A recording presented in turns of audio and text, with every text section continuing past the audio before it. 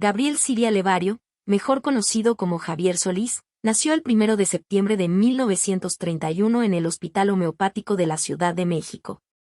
Por publicidad, la disquera dijo que el cantante había nacido en Nogales, Sonora, pero este rumor fue falso. Sus padres, Juana Levario Plata y Francisco Siria, su madre, tenía un puesto en el mercado de San Cosme, y su padre era panadero. Al no poder atenderlo, su madre llevó al pequeño Javier con Valentín, su hermano, cuando tenía apenas unos meses de nacido. Valentín, quien en el fondo sabía la vida que le esperaba al niño con un padre borracho, lo recibió. Javier Solís vio como sus verdaderos padres a Ángela López y Valentín Levario, quienes lo acogieron como una luz en sus vidas, ya que la pareja nunca pudo concebir hijos propios. Se suponía que solo se lo estaban encargando para que lo cuidaran por un tiempo, pero la realidad fue que sus padres nunca regresaron ni siquiera a verlo. A su madre solo la conocería por una foto.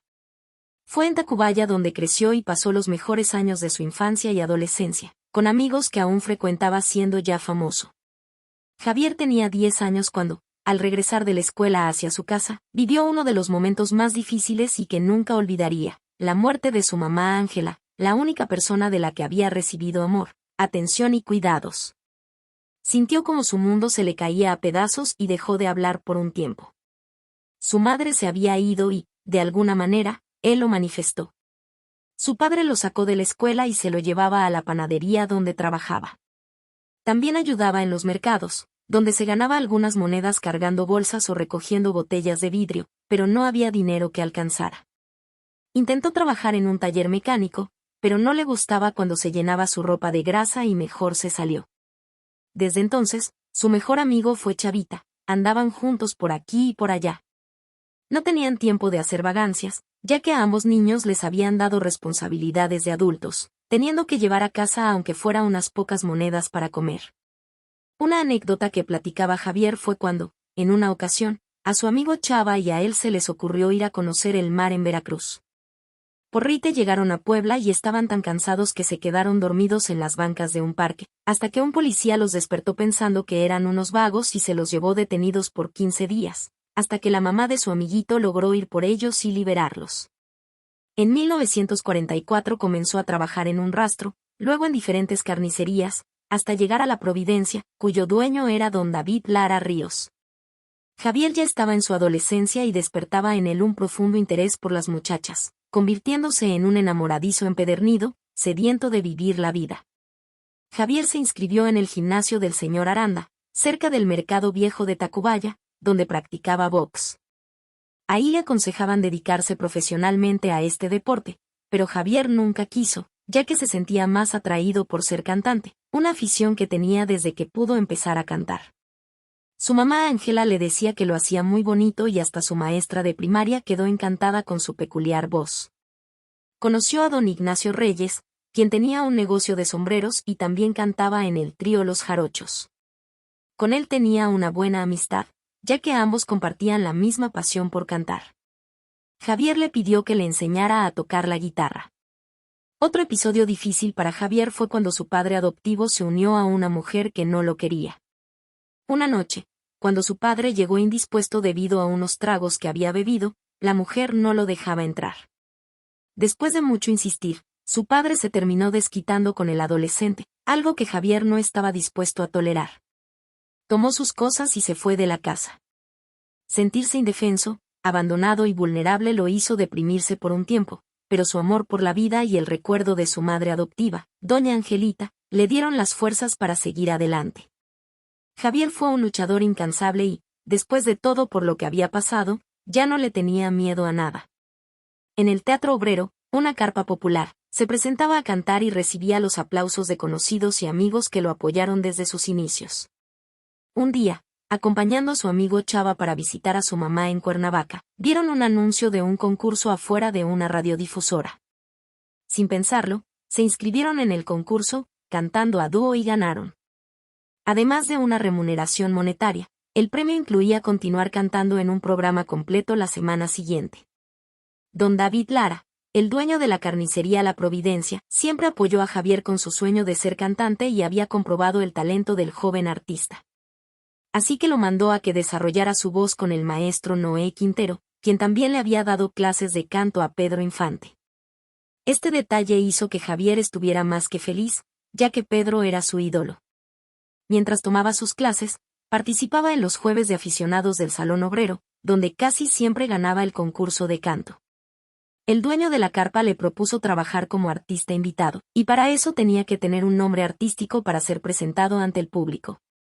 El dueño de la carpa lo bautizó como Javier Luquín y lo presentaba como el genial intérprete de tangos, siendo el género favorito de Javier para cantar en toda ocasión. Pero su destino no era cantar tangos, aunque le costó trabajo dejarlos.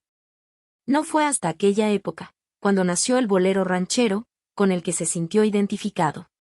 Trabajó en un bar, pero fue por poco tiempo ya que le quedaba muy lejos y, como también continuaba en la carnicería en las mañanas, quería alternar con un trabajo fijo en las noches como cantante. Así que, junto con 2 amigos, formaron el Trío México. Empezaron trabajando en el restaurante El Zarape, que era de autoservicio, ofreciendo sus canciones a los automóviles que llegaban. Sin embargo, Javier, que en aquel entonces era muy tímido, esto le parecía una humillación, y el trío terminó por desbaratarse. Además, el ritmo de trabajo era muy pesado, ya que llegaba a su casa a la 1 de la mañana y a las 5 tenía que alistarse para ir a la carnicería. Una vez que regresó a vivir con su papá, después de que aquella mujer se había ido, conoció a quien sería su primer amor, de nombre Enriqueta Valdés. Ella vivía enfrente de la casa donde él vivía con su padre. Le llevaba serenatas y, un día que se fueron al cine, ya no regresaron esa noche a sus casas, sino hasta el día siguiente, donde ya los estaba esperando su padrastro para llevarlos a casarse y reparar su falta. Javier, con 19 años, y Enriqueta, de 21, tuvieron que acceder porque así lo ordenaban sus papás. El 27 de agosto de 1951 se convirtieron en padres de una niña a la que llamaron Ángela, como su madre adoptiva. Después de 20 años de total ausencia, su verdadera madre, Juana, apareció. Sin reprocharle nada, simplemente la trató como a una desconocida. Javier trabajando en Garibaldi cuando el mariachi Ameca le propuso presentarse en Atlixco, Puebla, por un año, a lo que Javier aceptó, llevándose a su familia para vivir allá, donde nacería su segunda hija, Zoila. Un día recibió la noticia de que su padre Valentín estaba muy enfermo y, por sus compromisos de trabajo, no podía viajar a verlo, así que mandó a su esposa. No era ningún secreto para nadie que Javier Solís era ojo alegre, iniciando desde muy joven.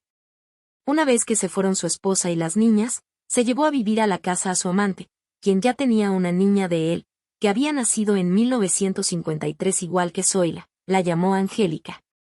Inesperadamente, un día llegó su esposa Enriqueta sin las niñas, las había dejado con el abuelo. Encontró en la casa a Albertina con el bebé en brazos y preparando un guisado.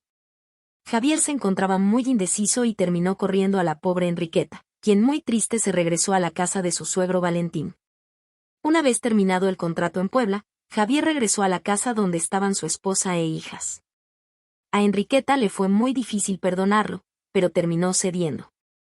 Ya de regreso a los escenarios musicales de Garibaldi, trabajando en el Guadalajara de noche, Javier empezó a cantar boleros rancheros y le empezó a ir muy bien con las propinas. Al público le gustaba mucho esa imitación de Pedro Infante. Pero el cantante estaba más enfocado en sus conquistas amorosas que en su carrera artística. Por un lado, tuvo un tercer hijo con Enriqueta y, por el otro, tenía decenas de novias. Una de ellas se embarazó y dio a luz una niña en 1955. También seguía visitando a Albertina en Puebla, quien dio a luz a unos gemelos. Javier se fue a vivir con Socorro González, con quien tuvo a sus hijas Camelia y Fabiola a mediados de los 50. Hasta aquí van 7 hijos que Javier procreó con 4 mujeres diferentes y con apenas 24 años de edad. Ya no le alcanzaba lo que ganaba en el Guadalajara de noche y consiguió trabajo en el Bar Azteca, al lado del Hotel Virreyes en Ciudad de México. A ese bar iban artistas y políticos. Una de esas noches fue Julito Rodríguez, uno de los integrantes del trío Los Panchos, quien se comprometió con Javier a convencer a Columbia Record de que le hicieran una prueba. Cumpliendo su palabra, días después fue el gerente de la compañía quien lo citó, y así fue como grabó su primer sencillo, llamado ¿Por qué negar? Javier se encontraba muy nervioso y casi sin dormir de la emoción. También se sentía inseguro y temía que lo fueran a rechazar por la voz que imitaba de Pedro Infante. En enero de 1956 firmó exclusividad con la disquera. Pero el 15 de abril de 1957 murió Pedro Infante al desplomarse el avión de carga en el que viajaba de Mérida a Ciudad de México. En aquel momento, toda la atención estaba puesta en la muerte del famoso cantante, y el disco con el sencillo de Javier fue un fracaso. En 1958 se fue de gira con la caravana artística de los hermanos Valdés. A Javier le gustó y disfrutó mucho esta gira, sintió los aplausos y la admiración del público. En esa caravana conoció a Yolanda Mollinedo, una bailarina de la que se enamoró y a quien le dijo que era divorciado. Tampoco le mencionó el número de hijos que tenía regados, y se fueron a vivir juntos. De regreso a México, la disquera ya no lo quería, pero Valdés Leal, quien desde un principio tuvo mucha fe en él, le compuso la canción Llorarás, llorarás para que la grabara como otro sencillo. Buscó al arreglista Rafael Carreón, y así empezaron a grabar la canción. Parecía que Pedro Infante estaba presente grabando la canción, ya que Javier no dejaba de imitarlo. Después de mucho insistirle, finalmente salió de su pecho esa voz aterciopelada que tanto admiramos y aplaudimos. Fue en ese momento cuando Valdés Leal dejó salir un suspiro de alivio y dijo con seguridad, esta canción será un éxito. Y lo fue. Muy pronto logró el tope de ventas y empezó una temporada de presentaciones en el Teatro Lírico. Javier siempre estuvo a disposición de Leal y Carreón para ser dirigido, especialmente cuando debía corregir el regreso de su voz a la imitación de Pedro. Su paso por el cine. Al fallecer el ídolo del pueblo, Pedro Infante, querían crear otro ídolo que las multitudes adoraran. En algún momento, voltearon a ver a Javier Solís como un posible sucesor. Se presentó ante él, una mujer llamada Blanca Estela Limón, quien era representante de artistas. Fue ella quien lo llevó ante la casa productora de los hermanos Rodríguez. Javier sabía que no era un actor nato, pero hacía lo que podía, su verdadera profesión y estilo estaban en el canto. Sin embargo, los directores querían aprovechar la fama de Javier, que crecía como la espuma. ¿Y qué mejor que un héroe extraído de los ambientes proletarios que tanto gustaban al público? La época del cine no estaba en su mejor momento. Javier Solís llegó como el personaje de sus canciones. Su primera película, en 1960, fue Tres balas perdidas, dirigida por Roberto Rodríguez, donde trabajó al lado de Rosita Quintana, María Victoria y Evangelina Elizondo. Javier interpretó a Cuco, novio de María Victoria.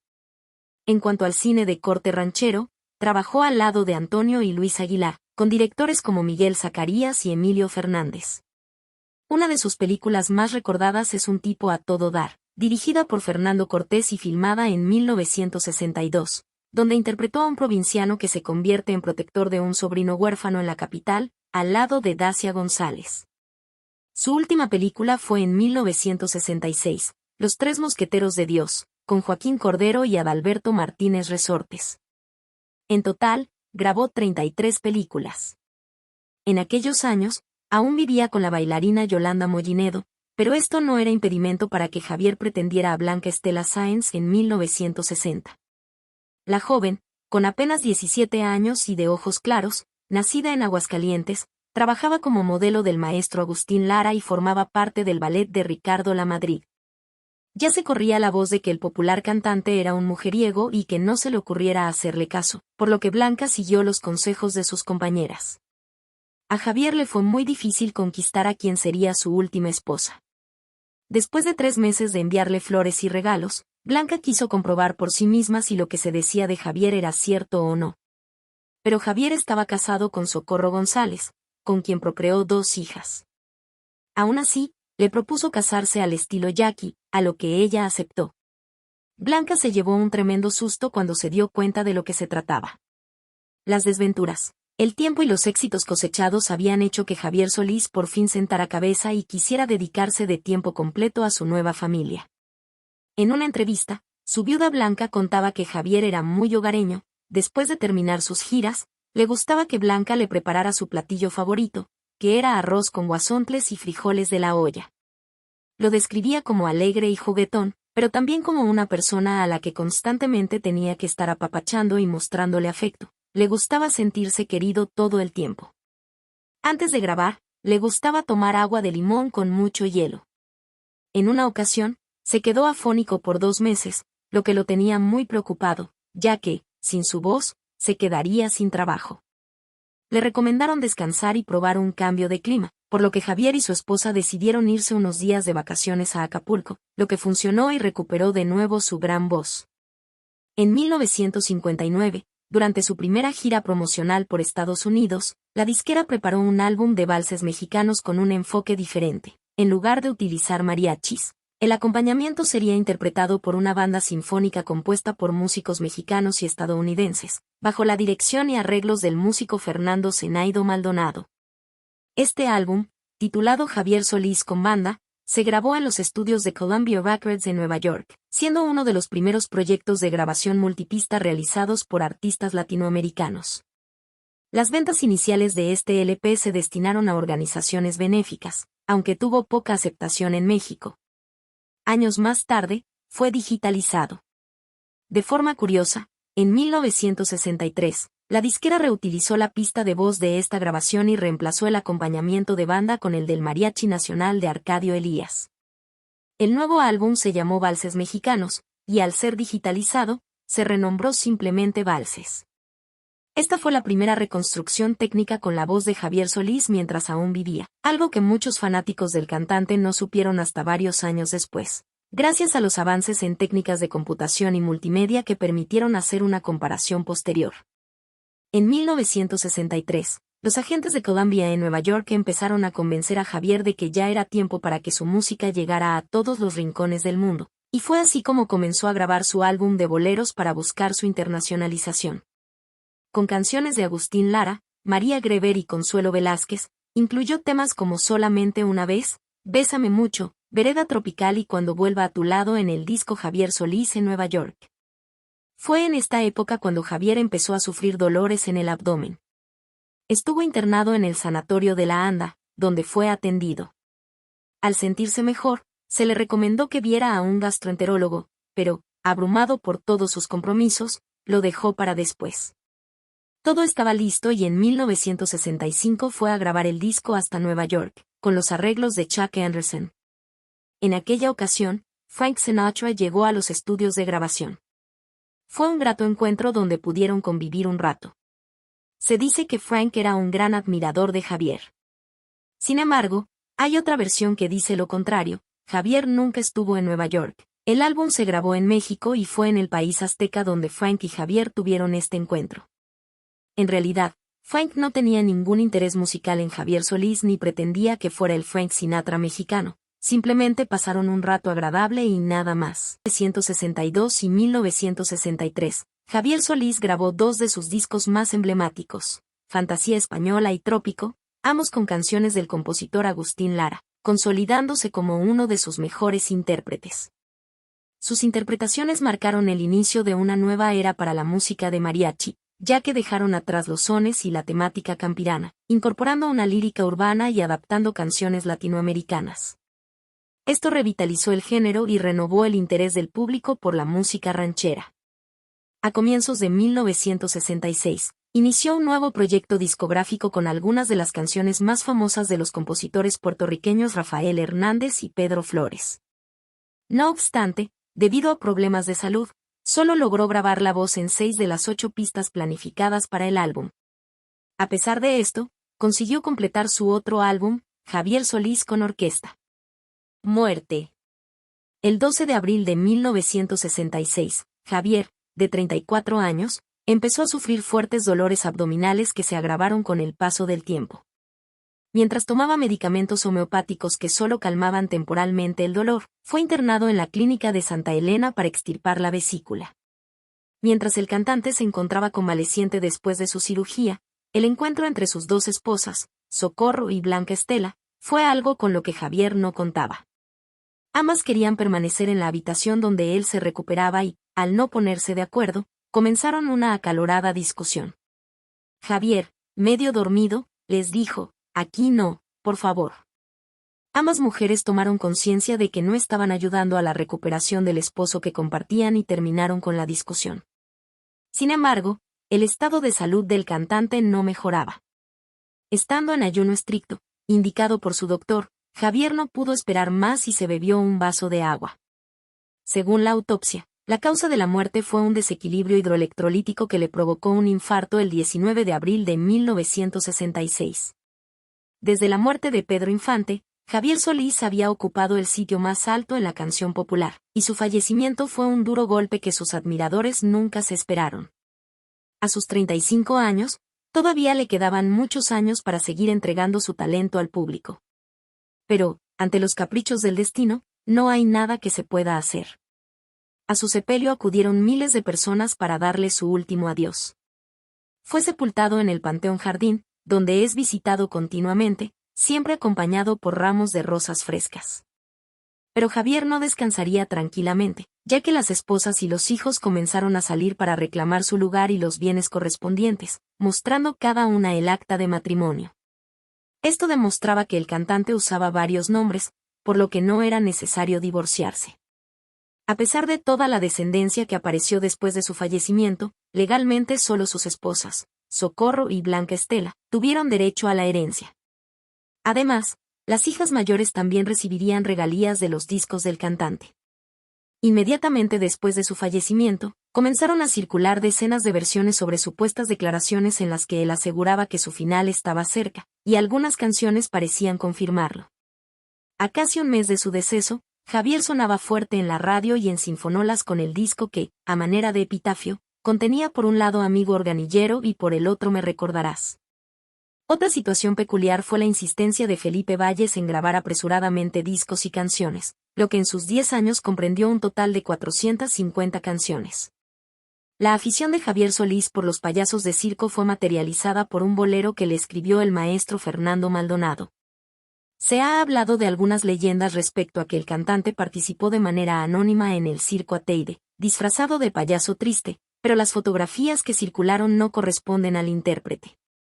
Más bien, se trató de una estrategia publicitaria para aumentar la fama del cantante, ya que además de la canción Payaso, se harían presentaciones en circos importantes para finalmente filmar una película sobre el tema. Al quedar truncada su vida y carrera, Javier se convirtió en una leyenda gigante, tanto como Jorge Negrete y Pedro Infante. Javier Solís ganó muchos premios y reconocimientos durante su carrera, entre ellos, Disco de Oro en Nueva York, Medalla de Oro por romper el récord de ventas con Sombras, Discómetro de Oro en 4 ocasiones, Disco de Plata, 2 guitarras de oro, Nota Musical, que se entregaba en California, Trofeo Radio Éxitos, y el Calendario Azteca, por parte de la Asociación de Periodistas de Radio y Televisión. Una estatua en la Plaza Garibaldi y un busto del cantante en la Alameda de Tacubaya perpetúan su recuerdo en nuestras memorias y en las de las generaciones venideras.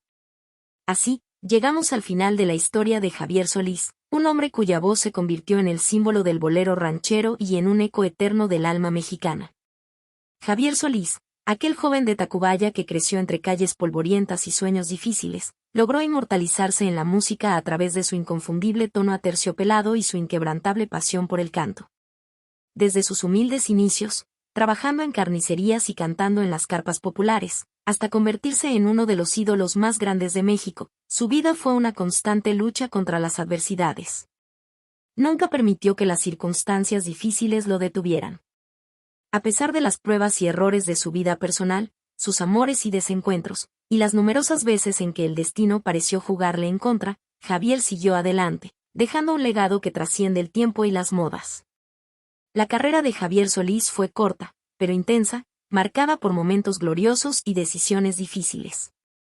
Se convirtió en un referente para la música de mariachi, rompiendo con la tradición de los sones campiranos y trayendo una frescura lírica urbana que conquistó al público.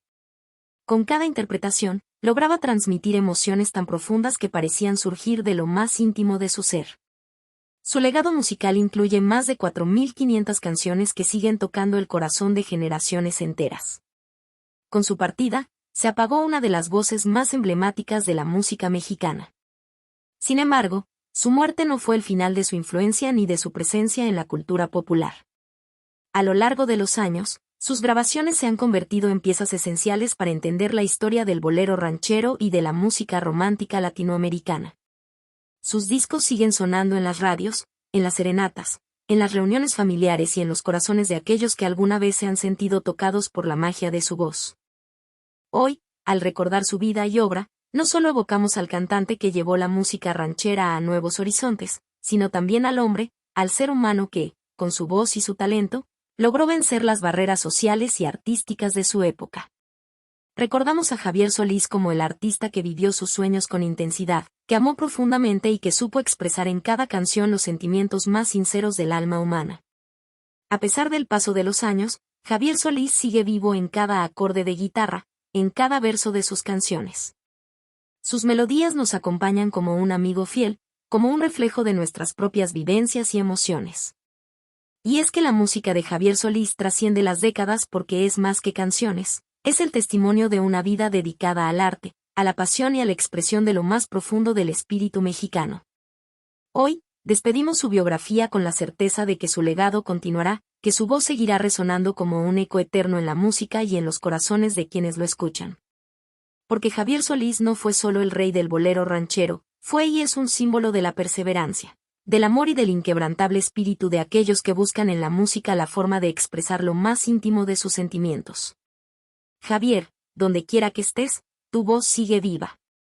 Gracias por regalarnos tu talento, por enseñarnos a cantar al amor y al desamor, por recordarnos que en cada canción hay una historia que merece ser contada. Hasta siempre, Javier Solís.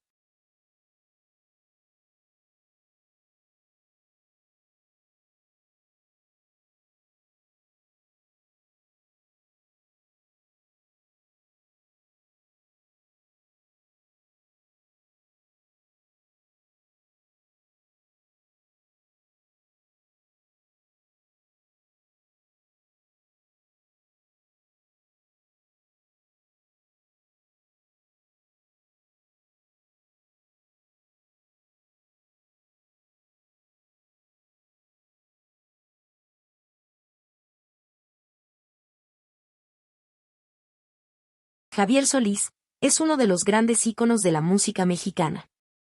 Reconocido como el rey del bolero ranchero, Solís conquistó los corazones de millones con su inigualable voz y estilo interpretativo lleno de pasión y melancolía.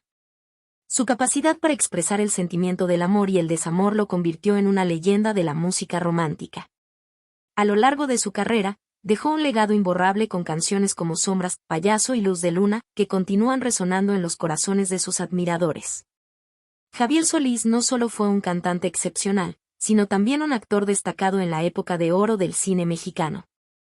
Su talento y carisma lo elevaron a la categoría de ícono cultural, y aunque su vida fue breve, su música ha trascendido generaciones, consolidándolo como uno de los artistas más queridos y recordados de México.